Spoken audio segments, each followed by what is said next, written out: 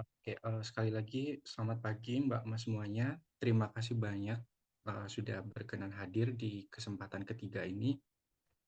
Ini suara saya masuk kan ya, Mas Happy? Masuk, Ya, Mas. sudah jelas, Pak. Di pertemuan ketiga ini kita akan bersama-sama membahas mengenai soal pilihan ganda. Sebenarnya mungkin sekilas soal ini kelihatannya sangat kompleks ya dibandingkan dua tipe soal yang kemarin.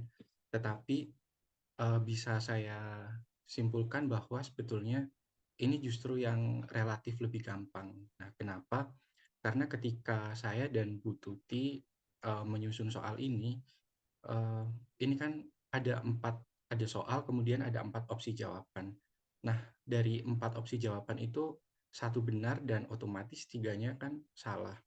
Nah, itu kesalahannya akan lebih mudah teridentifikasi karena dari Bu Tuti sendiri, beliau mengatakan bahwa kesalahan itu diperbanyak. Artinya misalnya pilihan A, nah itu kesalahannya relatif banyak, lebih dari satu, bahkan bahkan tiga, bahkan lebih. Itu kenapa? Karena kan Anda harus menghadapi pilihan A, B, C, dan D. Jadi kalau misal kesalahannya lebih banyak, Anda akan lebih mudah mengidentifikasi dan kemudian bisa menentukan pilihan yang benar yang mana.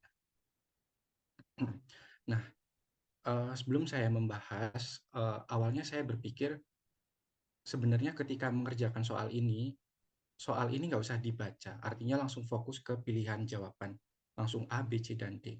Tapi ternyata setelah saya mengamati soal ini perlu dibaca, tetapi bacanya secara skimming. Jadi nggak perlu dibaca secara detail. Artinya secara skimming itu oke dibaca, yang penting Anda tahu maksud kalimat ini apa. Kenapa? Karena nanti kita akan menemukan bahwa pilihan jawaban itu bisa sebenarnya benar, secara struktur bahasa benar, tetapi dia salah. Kenapa salah? Karena dia mengubah makna. Jadi kalimat ini maknanya seperti ini, tetapi pilihan jawabannya maknanya lain. Strukturnya benar, tapi itu menjadi salah karena dia mengubah makna kalimat yang awal atau yang tujuan utamanya. Nah, saya mulai dari nomor satu. Secara sekilas, nomor satu ini kan implementasi PPDB zonasi merupakan langkah strategis dan seterusnya. Nah, kita bisa mulai dari opsi jawaban yang A. Ini seringkali kita bahas kemarin bahwa yaitu tidak bisa menjadi predikat, sama sekali tidak bisa menjadi predikat. Nah, ini sebenarnya kita bisa langsung menyimpulkan, oh ini opsi yang A ini salah. Nah, kemudian ada kesalahan berikutnya, yaitu tanda koma. Kata walaupun, meskipun, itu walaupun, meskipun, sehingga, itu tidak perlu diberi tanda koma kalau dia ada di tengah kalimat. Ini kan posisinya ada di tengah, jadi tanda koma nggak usah. Tapi kalau walaupun itu ada di awal kalimat, dia di tengah pasti harus ada tanda koma. Nah, ini kesalahan yang kedua. Nah, kesalahan yang ketiga itu adalah penggunaan kata dalam. Ini konsepnya seperti misalnya begini, saya menceritakan X, saya bercerita tentang X. Nah, kalau predikatnya itu diawali dengan dia nggak boleh ada sesuatu yang mengikuti, misalnya menyertai dalam, tetapi harus langsung menyertai pelaksanaannya. Karena dalam bahasa Indonesia, kalau predikat itu berawalan dia dia langsung diikuti objek, jadi menyertai pelaksanaannya, menceritakan sesuatu. Tapi kalau misal itu bisa diberikan pengikut ya, misal bercerita tentang, berdiskusi mengenai, itu harus. Tapi kalau sekali lagi, misal mendiskusikan, jadi langsung misal saya mendiskusikan masalah ini, bukan saya mendiskusikan tentang masalah ini. Nah, dari tiga ini kita langsung bisa menyimpulkan jawaban A ini salah. Oke, nomor satu ini jawabannya benar adalah B, tetapi mari kita lihat dulu jawaban yang C. Nah, tadi saya mengatakan opsi jawaban itu sebenarnya bisa aja benar, tetapi salah karena dia mengubah makna. Kalau kita perhatikan soal ini, gagasan kalimat ini adalah implementasi PPDB zonasi itu merupakan langkah strategis. Jadi gagasannya itu adalah mengenai kestrategisan langkah pemerintah dengan implementasi PPDB. Tetapi di opsi C, ternyata pembetulannya ini mengubah makna. Jadi penulis ini mengatakan PPDB zonasi diimplementasikan oleh pemerintah untuk seterusnya. Nah, gagasan tentang langkah strategis itu dihilangkan. Nah, itu merupakan pembetulan yang semena-mena dan itu sangat dilarang atau merupakan kesalahan yang paling fatal. Jadi kalau ada kesalahan ejaan, kesalahan tanda baca, itu oke lah masih bisa. Tapi ketika pembetulan itu mengubah makna kalimat, itu nggak bisa dibenarkan. Dan ini sebenarnya otomatis salah. Kata dalam, saya pikir sudah dibahas tadi. Dan yang terakhir adalah D. Kenapa kata adalah ini salah? Karena seperti yang beberapa kali saya sampaikan, kata adalah hanya digunakan untuk definisi kamus. Nah, ini merupakan penjelasan, sehingga harus menggunakan kata merupakan. Jadi jawaban yang tepat adalah B.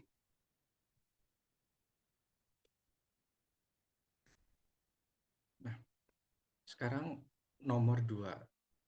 Penelitian ini dilakukan pada bulan Juli hingga Desember 2019 dengan menggunakan dan seterusnya. Nah, opsi jawaban A ini justru merupakan kalimat yang salah. Kemarin saya menjelaskan bahwa kalimat efektif itu bukan berarti susunan kalimatnya lebih pendek. Bukan berarti kalau nggak efektif itu panjang, enggak. Tapi harus jelas bahwa konstruksinya itu benar. Nah, kalimat A, kesalahannya adalah memperpendek kalimat, tetapi justru kalimat itu salah. Di sini dia menghilangkan kata menggunakan. Harusnya dengan menggunakan pendekatan dan seterusnya. Nah, ini menjadi rumpang. Itu dengan menggunakan, jadi itu harus ditulis lengkap. Nah, ini kesalahannya ada di persoalan kerumpangan dan ketidakrumpangan kata. Nah, di sini saya beri catatan, ini ada penggunaan dari dan hingga. Itu bisa dibenarkan. Nah, kata dari itu bisa berpasangan dengan hingga atau sampai dengan. Jadi, dari Juli hingga Desember atau dari Juli sampai dengan Desember. Dan perhatikan juga, sampai dengan itu dia harus ditulis lengkap. Nggak boleh dari Juli sampai Desember, itu salah. Hingga atau sampai dengan. Ini bisa digunakan secara bergantian, terserah mau milih yang mana. Atau opsi lainnya, kata hingga atau sampai dengan itu bisa digantikan atau disimbolkan dengan tanda hubung.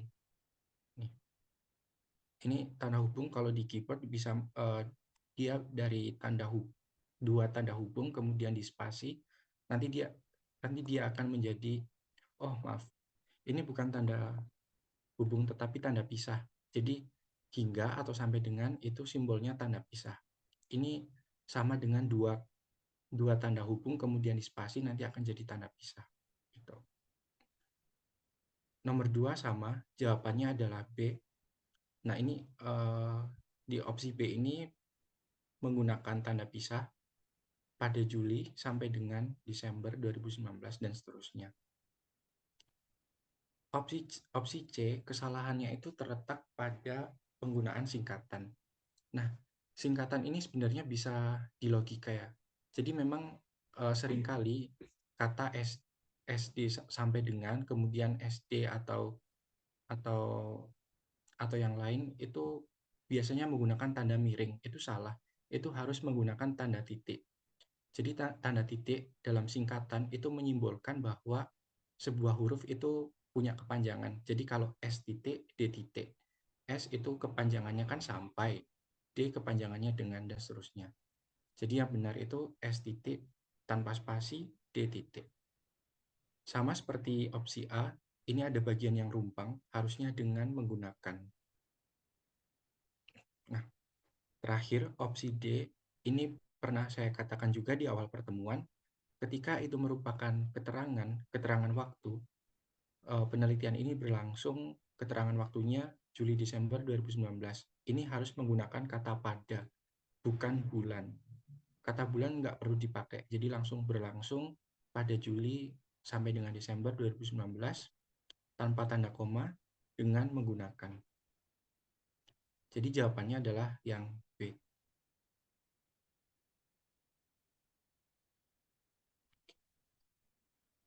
Nomor 3, jawabannya ini adalah yang A, tetapi mari dilihat dulu opsi B, C, dan D. Nah, B ini merupakan kalimat yang menghilangkan kata sehingga dia akan menjadi kalimat yang rumpang.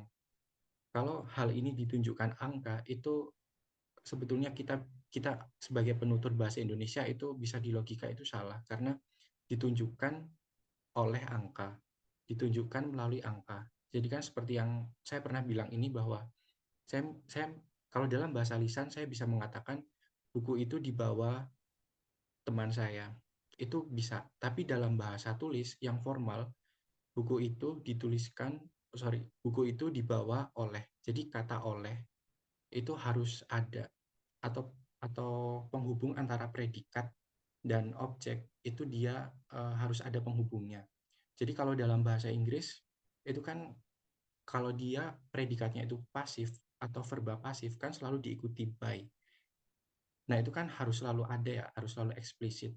Nah, sama halnya dalam bahasa Indonesia di antara predikat dan objek ini dia harus ada penghubungnya, ada jembatannya. Ditunjukkan oleh angka, ditunjukkan dengan angka, atau ditunjukkan melalui angka. Indikator, dia sudah ada dalam bahasa Indonesia, yaitu ya indikator. Anda tahu itu. Jadi ini dua kesalahan. Kemudian yang opsi C. Uh, ini juga kesalahan yang sebetulnya sering terjadi ketika kita tidak bisa membedakan pedesaan itu yang benar seharusnya adalah perdesaan. Itu karena merupakan nomina yang merujuk pada nomina atau kata benda tempat perdesaan. Sama halnya seperti permukiman dengan pemukiman. Permukiman itu tempat bermukim, tapi kalau pemukiman, pean, itu berarti proses, perbuatan, atau cara memukimkan. Itu dua hal yang berbeda. Nah, ini kan diikuti kata di. Jadi dia tuh di itu menunjukkan tempat. Karena tempat bukan pedesaan, melainkan perdesaan. Oke, opsi D yang terakhir, kata multi, ini dia harus disambung dengan kata berikutnya menjadi multidimensi, perdesaan. Saya juga pernah bilang ini di hari Rabu kemarin, dibandingkan itu selalu harus diikuti dengan kata dengan. Jadi dibandingkan dengan kondisi di perkotaan atau daripada kondisi di perkotaan. Jadi jawabannya adalah yang A.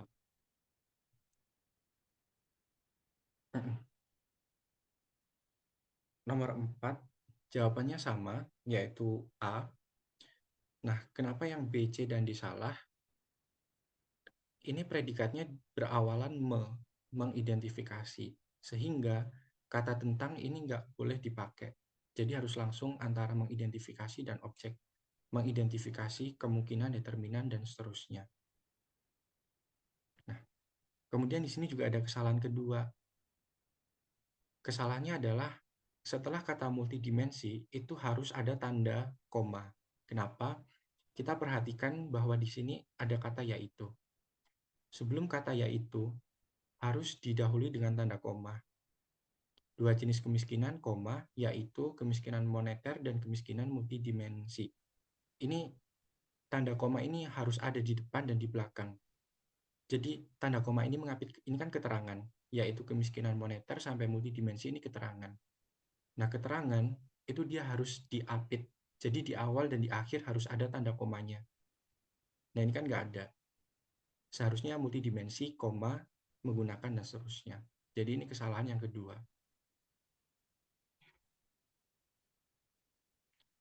Kesalahan yang opsi C sama seperti opsi B, perihal tentang mengenai itu seringkali membuat kalimat menjadi salah kalau predikatnya berawalan me.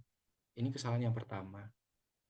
Kesalahan kedua juga sama mengenai penggunaan ketiadaan penggunaan tanda koma. Jadi harusnya multidimensi, koma, dan seterusnya. Opsi D, kenapa salah? D ini dia menghilangkan kata ini. Penelitian ini mengidentifikasi. Nah, mengapa kata ini itu penting? Karena kata ini itu merupakan kata tunjuk. Kalau saya mengatakan penelitian mengidentifikasi, itu referennya atau sesuatu yang dirujuk itu nggak jelas. Ini penelitian siapa, penelitian mana. Kalau ada ini, itu akan menjadi lebih jelas bahwa yang mengidentifikasi kemungkinan determinan, bahwa yang membandingkan dan seterusnya itu penelitian ini, bukan penelitian yang lain. Penelitian ini mengidentifikasi kemungkinan determinan, dan kedua, kenapa salah? Bedakan antara dua dan kedua. Harusnya ini menggunakan dua, karena merupakan bilangan yang menunjukkan jumlah. Jadi dua jenis kemiskinan. Kalau kedua itu digunakan dalam langkah-langkah. Jadi misal tahap pertama, tahap kedua, langkah pertama, langkah kedua, dan seterusnya. Itu tingkatan. Dan itu maknanya berbeda. Nah, di opsi B dan C tadi kan kita melihat ada tanda koma kemudian yaitu. Tapi di opsi D ini penulis menggunakan titik dua. Ini sebenarnya betul. Kemiskinan, titik dua, kemiskinan moneter, dan kemiskinan multidimensi. Kalau nggak pakai kata yaitu, artinya di sini nggak perlu ada tanda koma. Karena dianggap dia bukan keterangan. Jadi langsung kemiskinan, titik dua, kemiskinan moneter, dan kemiskinan multidimensi tanpa koma, menggunakan analisis regresi logistik, dan kemudian membandingkan. Kenapa ini salah? Ini. Kalau hanya menggunakan kata hubung kemudian, itu memang wajib ada tanda koma. Ini wajib. Tapi dalam bahasa Indonesia itu ada kalanya konjungsi itu digunakan secara berurutan. Misalnya dan bahkan, dan lalu, dan seterusnya, dan kemudian. Nah, kata dan itu kan nggak perlu pakai koma ya. Misal saya bilang, saya punya buku dan komputer. Itu nggak perlu tanda koma. Nah, sama halnya di sini, ini juga nggak perlu tanda koma. Jadi langsung regresi logistik dan kemudian. Jadi kalau misal hanya kemudian, saya ulangi, kalau hanya kemudian, dia harus pakai tanda koma. Tapi kalau di sini ada diikuti kata dan kemudian, itu nggak perlu ada tanda koma. Oh ya, ada satu lagi kesalahan, ini harusnya mengidentifikasi kemungkinan determinan dua jenis kemiskinan dengan menggunakan analisis regresi logistik. Jadi jawaban yang tepat adalah A.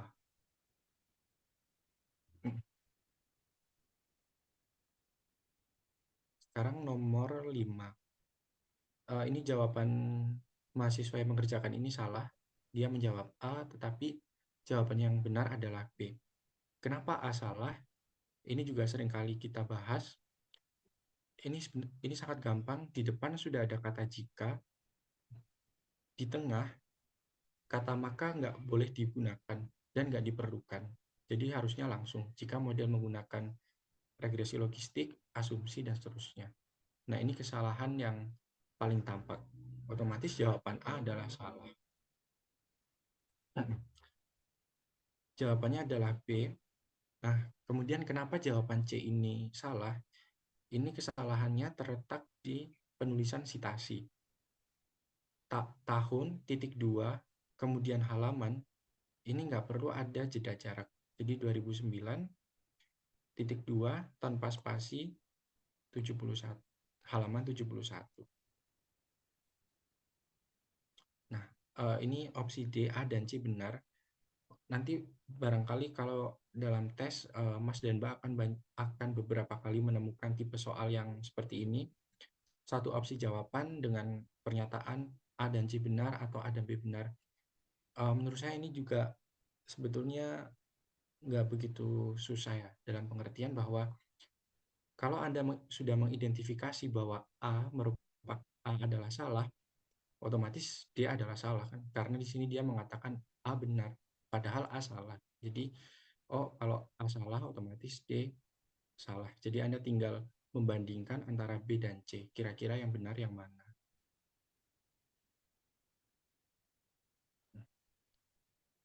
Sekarang nomor 6 ini jawabannya adalah B. Dan kenapa A salah? Analisis deskriptif, yaitu berupa tabulasi silang dan distribusi frekuensi. Seperti yang saya sampaikan, kalau dia ini menggunakan yaitu, di awal kan harus ada tanda koma. Jadi di sini, setelah frekuensi, juga harus ada tanda koma, karena itu merupakan keterangan. Digunakan untuk menyajikan gambaran dan seterusnya. Nah, C. Kesalahan C ini eh, berkaitan dengan nggak ada kata yang. Nah, kata yang ini penting karena kalau kata yang nggak ada, kalimat ini predikatnya akan ambigu atau ganda. Ganda dan ambigu. Nah, analisis deskriptif berupa ini kan predikat, berupa tabulasi silang dan distribusi frekuensi digunakan. Nah, digunakan ini juga predikat. Makanya salah satu kalau kita baca eh, yang dimaksud ini adalah analisis deskriptif yang berupa tabulasi silang dan distribusi frekuensi digunakan untuk menyajikan dan seterusnya. Jadi di antara ini harus dikasih kata yang supaya predikatnya jelas. Predikatnya itu digunakan, bukan berupa.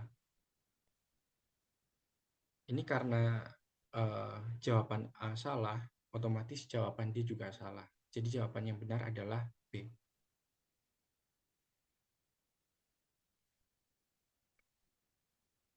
Nomor 7, kesalahan opsi A ini adalah persoalan kalimat efektif dan nggak efektif. Seperti yang saya sampaikan, kalimat efektif itu salah satu cirinya kalau dia tidak ada unsur yang ganda. Jadi unsur itu bisa jadi subjeknya ganda, predikatnya ganda, atau objeknya yang ganda. Jadi itu tergantung kalimatnya bagaimana. Nah, kalau kita baca opsi A, ini ada sesuatu yang ganda, yaitu individu. Individu di klausa pertama, sebelum tanda koma, ini ada individu. Setelah tanda koma, ini juga ada individu. Nah, ini membuat terjadi kegandaan subjek. Seharusnya salah satu dihilangkan. Biasanya yang dihilangkan itu hal yang ganda setelah konjungsi. Ini kan ketika ini kan konjungsi. Nah, biasanya yang dihilangkan itu setelah konjungsinya ini. Yang ada di setelah konjungsi. Di sini ada individu, individu. Nah, setelah konjungsi dihilangkan. Ketika menggunakan handphone atau HP, kemungkinan individu untuk berbelanja online meningkat sebesar 2,87%. Jadi yang perlu dihilangkan, yang sebaiknya dihilangkan itu adalah setelah konjungsi. Kenapa?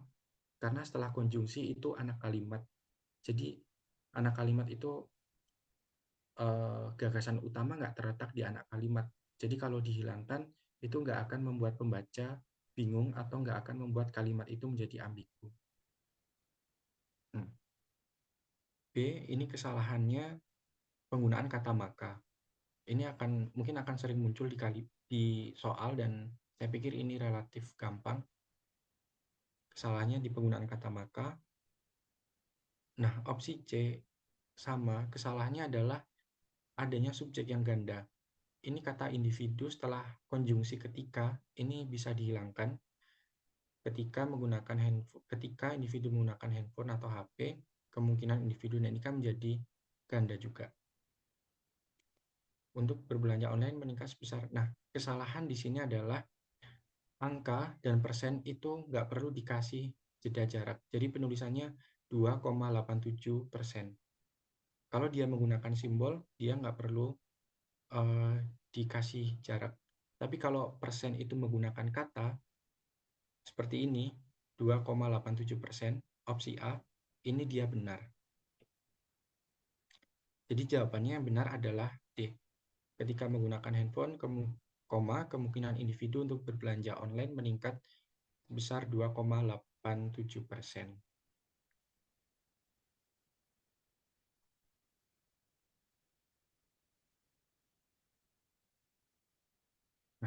Ini juga tipe soal yang menurut saya sangat perlu untuk berlatih membaca skimming, artinya nggak perlu dibaca secara detail, karena ini akan menyita cukup banyak waktu, apalagi kalau soalnya sepanjang ini. Sedangkan jawabannya relatif lebih pendek ya. Nah, ini jawaban nomor 8 itu adalah A. Dan kenapa bisa salah? Oke. Opsi B itu mengatakan penelitian ini bertujuan untuk diisinya gap literatur dengan menganalisis dan seterusnya. Nah, kesalahan pertama itu sebenarnya terletak pada pengguna saya sesuaikan di sini penggunaan gap literatur. Kata gap itu sudah ada dalam KBBI, artinya kesenjangan. Dia bukan bukan bahasa Inggris ya. Walaupun mungkin ada yang mengira bahwa ini masih bahasa Inggris, padahal sudah diserap ke dalam bahasa Indonesia. Sehingga dia nggak perlu dicetak miring. Itu kesalahan yang paling tampak. Nah, kesalahan berikutnya itu ada pada kata diisi. Mengapa diisi ini salah? Kita bisa lihat predikat yang pertama ini. Penelitian ini bertujuan. Bertujuan itu merupakan predikat aktif. Jadi eh, keaktifan atau kepasifan predikat itu bisa dilihat dari maknanya. Misalnya saya mengatakan saya menendang bola, itu menendang itu merupakan predikat aktif karena ada saya yang melakukan sesuatu yaitu menendang. Nah, bertujuan itu juga aktif. Penelitian ini punya tujuan. Nah, karena di sini aktif, diisi ini dia juga harus aktif.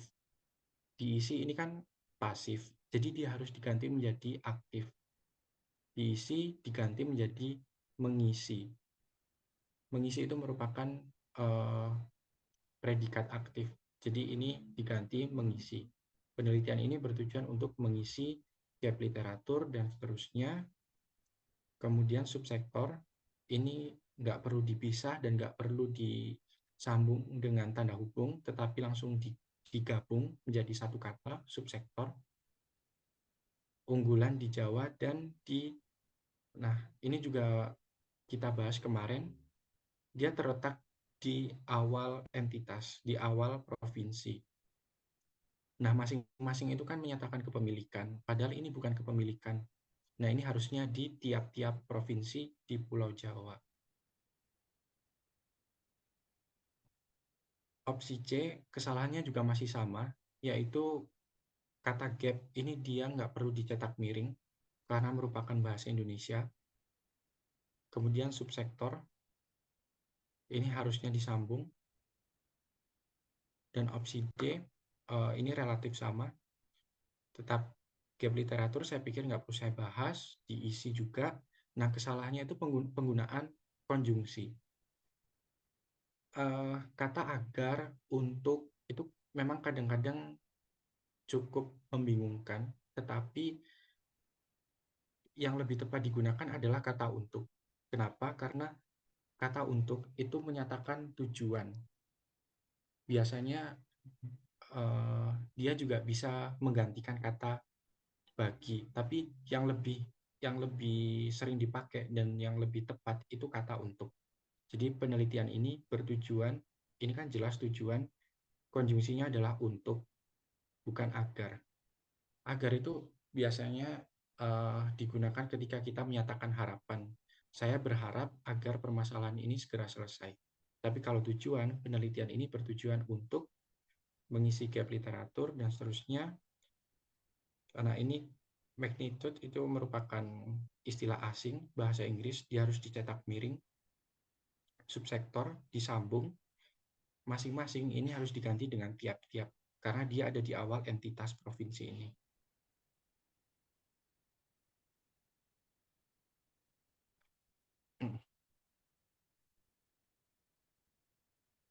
Kemudian nomor 9. Nah, nomor 9 ini jawabannya adalah yang A, bukan yang B. Kenapa bisa salah? Ini juga ada bagian yang rumpang. Perhitungan nilai wajar menggunakan. Nah, kenapa salah? Memang sekilas terlihat betul ya, tetapi sebenarnya salah. Kenapa salah? Perhitungan itu berarti pean, proses, perbuatan, atau cara memperhitungkan sesuatu. Nah, proses itu kan nggak bisa menggunakan. Yang menggunakan itu bukan proses, tetapi misalnya peneliti atau orang. Tapi kan dalam ini ya, dalam format karya ilmiah biasanya kita nggak boleh atau nggak bisa mengatakan perhitungan nilai wajar dilakukan oleh peneliti menghitung nilai wajar, kan enggak, tetapi harus menggunakan bentuk pasif. Perhitungan nilai wajar dilakukan, kemudian harus ada kata dengan. Perhitungan nilai wajar dilakukan dengan menggunakan dua metode, koma, yaitu kalau sudah pakai kata yaitu, nggak perlu pakai tanda titik dua, dan seterusnya. Oh, dan kesalahan yang B yang paling kelihatan, itu nama metode ditulis dengan huruf awal kapital. Ini nggak perlu pakai huruf awal kapital. Ini justru salah. Ini sebenarnya sangat tampak kesalahannya. Nah, yang C, kesalahannya adalah nggak ada kata menggunakan. Nah, ini kebalikan opsi jawaban yang B. Kemudian di sini kesalahan yang kedua, itu harus ada kata dan. Karena dalam rincian yang terakhir itu harus ada dan. Jadi kan dengan perhitungan earning per share, ini rincian pertama, book value per share, rincian kedua. Nah, rincian yang sebelum rincian terakhir itu harus ada kata dan. Per share, dan sales per share. Yang D, ini nggak ada kata dengan, seharusnya dilakukan dengan menggunakan dua metode, kata yaitu harus diawali dengan tanda koma. Dua metode, koma, yaitu, dan seterusnya. Jadi jawaban yang tepat adalah A.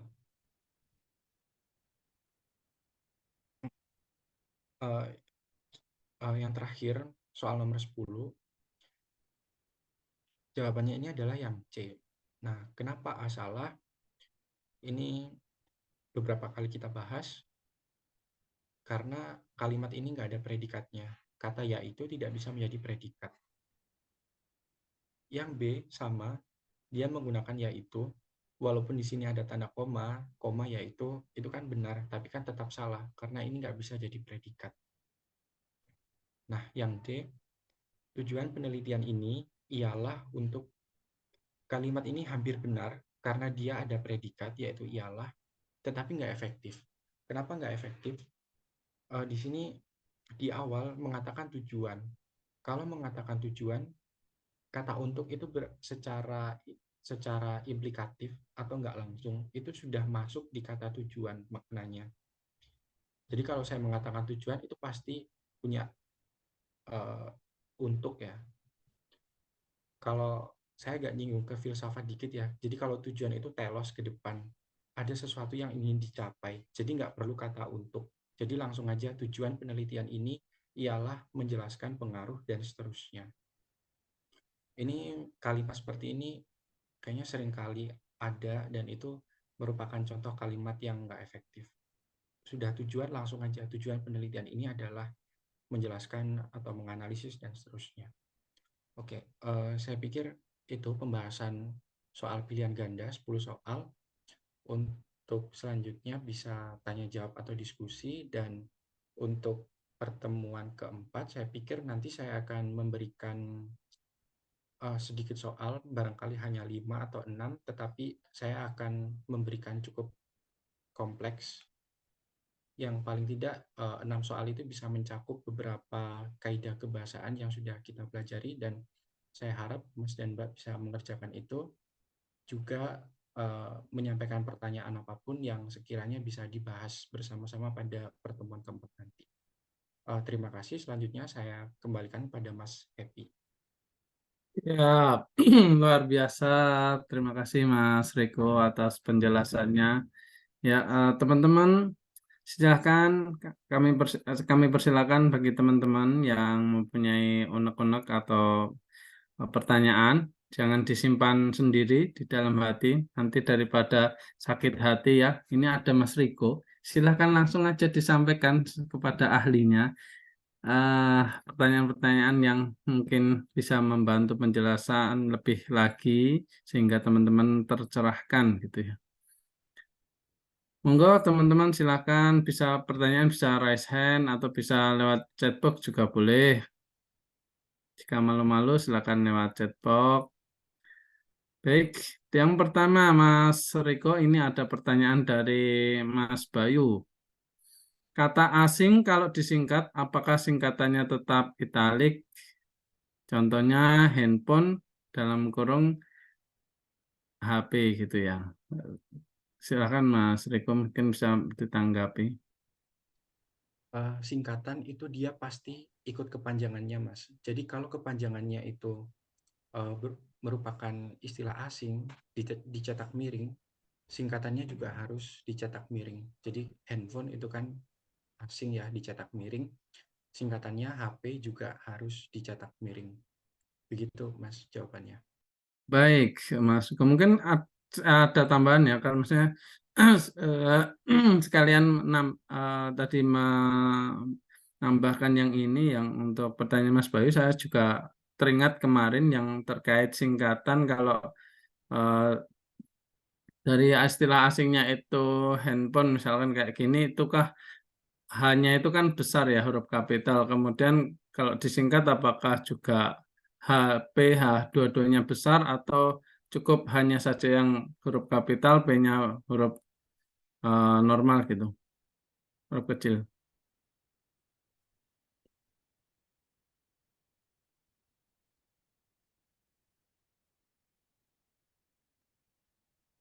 Mengenai handphone ya, Mas, itu sebetulnya soal itu perlu dicek lagi, terutama di kamus Inggris, apakah handphone itu penulisannya handphone satu kata atau handphone dua kata. Kalau dia satu kata, singkatan yang benar seharusnya adalah, kalau satu kata ya, singkatan yang benar H kapital P kecil. Kalau itu merupakan dua kata, berarti singkatannya H kapital P kapital. Kenapa? Karena setiap huruf besar itu dia menyimbolkan satu kata. Jadi kalau H kapital P kapital itu berarti handphone dua kata. Tapi kalau H kapital P kecil itu satu kata. eh, Handphone gitu. Begitu, Mas. Ya, terima kasih Mas Riko atas penjelasannya. Baik, pertanyaan berikutnya. Ini ada dari Mbak Dayana Permatasari. Maaf Mas, ingin bertanya bagaimanakah penggunaan dan penulisan yang benar untuk dan garis miring atau. Eh, Penulisan yang benar itu nggak perlu dengan tanda garis miring. Jadi langsung dan atau. Misalnya gini.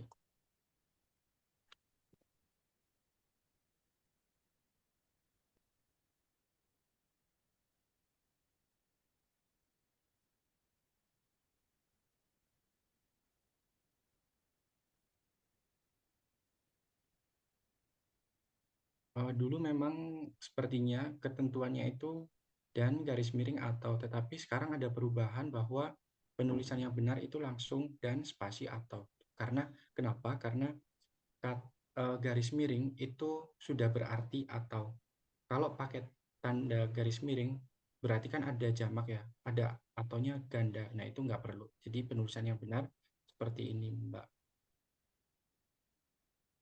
Nah, ini maknanya apa? Berarti kalimat ini ditujukan bagi mahasiswa yang sudah lulus dan sudah diwisuda, atau mahasiswa yang sudah lulus saja, atau mahasiswa yang sudah diwisuda. Bisa salah satu, bisa kedua-duanya. Gitu kira-kira jawabannya, Mbak. Baik, terima kasih Mas Riko. Untuk Mbak Dayana, apakah masih ada pertanyaan lanjutan atau ada yang ingin ditanyakan kembali atau sudah cukup jelas? Sudah cukup jelas, Mas. Terima kasih. Siap. Terima kasih untuk Mbak Dayana dan juga untuk Mas Riko. Next, pertanyaan berikutnya ada dari Mbak Jo atau Mbak Felicia. Jokina Felicia, ya Mbak Felicia. kalau persen itu ditulis dengan simbol atau kata persen, Mas Riko. Jadi maksudnya mungkin ini anu ya, penulisan persen itu apakah perlu ditulis dengan simbol atau bisa dengan kata persen? Dalam bahasa Indonesia tidak ada ketentuan yang mengikat bahwa seorang penulis atau peneliti itu harus menulis kata persen begini atau menggunakan simbol. Itu menurut saya tergantung preferensi ya, Mbak. Apalagi kalau misal Mas dan Mbak dari rumpun ekonomi yang mungkin saya pikir akan banyak berurusan dengan angka, kalau pakai kata persen kan nggak efektif ya. Jadi mungkin akan lebih banyak menggunakan simbol. Kalau misalnya menggunakan kata itu dia harus di jeda jarak. Jadi 2,87 spasi persen. Tapi kalau menggunakan simbol 2,87%. Tetapi dalam karya ilmiah itu diusahakan kita konsisten. Jadi kalau kalau kalau misalnya itu akan banyak penggunaan persen, jadi supaya efektif juga, kalau dari saya pribadi saran saya menggunakan simbol. Karena kan kayaknya terlalu ribet ya kalau menurut saya harus harus mengetik kata persen berulang kali. Itu jawabannya, Mbak. Baik, terima kasih Mas Riko atas pencerahannya. Gimana Mbak Felicia? Sudah cukup jelas atau masih ada yang ingin ditanyakan kembali? Oke, sepertinya sudah cukup jelas ya dari Mbak Felicia. Selanjutnya ada pertanyaan dari Mas Gilang. Izin tanya Mas, ada beberapa kata yang disebutkan menggunakan koma di setiap akhir kata. Ya, nah, yang terakhir menggunakan dan. Pertanyaannya apakah sebelum dan tetap menggunakan koma atau tidak? Jawabannya tetap. Jadi misalnya bisa lihat contoh opsi yang B ini ya, Mas. Ini kan ada rinciannya. Katakanlah earning per share, koma, book value per share, koma. Nah, sebelum yang terakhir ini kan harus ada kata dan. Sebelum kata dan itu tetap harus pakai tanda koma dan sales per share. Begitu kira-kira jawabannya, Mas. Siap berarti tetap ya menggunakan kata dan. Gimana Mas Gilang? Sudah cukup jelas? Jelas ya? Oke, kita beri kesempatan terlebih dahulu yang menggunakan fitur raise hand. Di sini ada Mas Akbar Maulana. Silakan Mas Akbar, bisa open mic atau bahkan mungkin lebih baik kalau misalkan open kamera Sorry mas, biar lebih kepencet. seru. Oh, kepencet. Oke, siap. Baik, kalau begitu kita akan melanjutkannya pertanyaan yang ada di chat box. Masih ada izin bertanya dari Mbak Melisia Esther, yaitu bagaimana menggunakan kata baku seperti komersil, komersial, strategi, dan strategik. Penggunaan kemampuan kita dalam menggunakan kata baku dan memahami mana yang baku dan mana yang enggak itu menurut saya agak problematik ya, Mbak. Dalam artian itu sangat kompleks. Pertama itu mungkin bisa dari bahan bacaan kita atau dari relasi teks yang kita baca, karena bisa jadi semakin kita banyak baca maka kita akan banyak menemukan kata-kata baru dan kita bisa peka untuk menentukan mana yang baku dan tidak baku. Itu yang pertama. Yang kedua, seandainya bukan ujian, tentu Mbak dan Mas bisa membuka KBBI. Tapi kan persoalannya kalau ujian mungkin nggak bisa. Nah, ada beberapa hal yang bisa dicermati. Misalnya Mbak Melisa mencontohkan kata strategik. Ini biasanya kata sifat. Jadi kata sifat dalam bahasa Indonesia itu biasanya ditandai dengan akhiran S. Teoretis, strategis, analitis. Misalnya kalau analitis bersifat analitik atau bersifat analisis dan seterusnya. Atau kalau misalnya strategis berarti itu bersifat atau memiliki sifat-sifat strategi dan seterusnya. Nah, itu kata sifat dalam bahasa Indonesia itu hampir selalu diakhiri dengan huruf S. Jadi kalau Anda menemukan kata strategik, Anda bisa menyimpulkan bahwa ini merupakan kata tidak baku karena dia berakhiran K bukan S. Itu contoh yang bisa dinalar. Contoh lain juga yang bisa dinalar itu misalnya kalau Anda mengetik kata memperoleh di KBBI itu akan ada keterangan bentuk tidak bakunya adalah memeroleh. Itu juga bisa dinalar. Seperti yang saya sampaikan ya, memperoleh itu berasal dari kata mem, dari awalan mem ditambah dalam tanda kurung per ditambah oleh. Jadi kata oleh ini sudah mendapatkan awalan per menjadi peroleh. Kalau dia mendapatkan awalan lagi, huruf P itu nggak luluh atau nggak berubah. Jadi bukan memeroleh, tetapi yang benar adalah memperoleh. Contoh lain misalnya juga adalah apotek dan apotik, praktek, praktik, dan seterusnya.